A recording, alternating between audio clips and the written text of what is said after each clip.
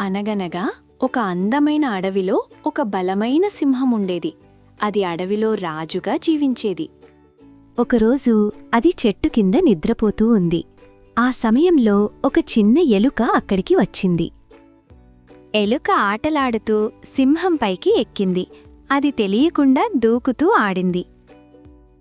ఒక్కసారిగా సింహం లేచి ఎలుకను పట్టుకుంది. ఎలుక చాలా భయపడింది. దయచేసి నన్ను వదిలేయండి అని ఎలుక వేడుకుంది. ఒకరోజు మీకు సహాయం చేస్తాను అంది. సింహం నవ్వింది. నువ్వు నన్ను ఎలా కాపాడగలవు అని అడిగింది. అయినా దయతో సింహం ఎలుకను వదిలేసింది. ఎలుక సంతోషంగా పరిగెత్తింది. కొన్ని రోజుల తర్వాత సింహం వేటకు వెళ్ళింది. అది అడవిలో తిరుగుతోంది. ఒక్కసారిగా అది వేటగాడి వలలో చిక్కుకుంది. బయటపడలేకపోయింది. సింహం గట్టిగా అరిచింది.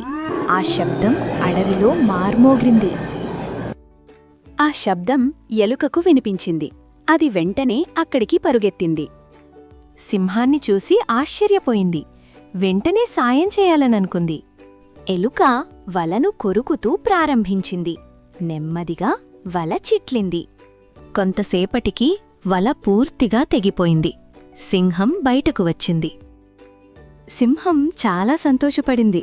ఎలుకకు ధన్యవాదాలు చెప్పింది. నేను నిన్ను తక్కువ అంచనా వేశాను అని సింహమంది. చిన్నవారి సహాయం కూడా గొప్పదే అని సింహం గ్రహించింది.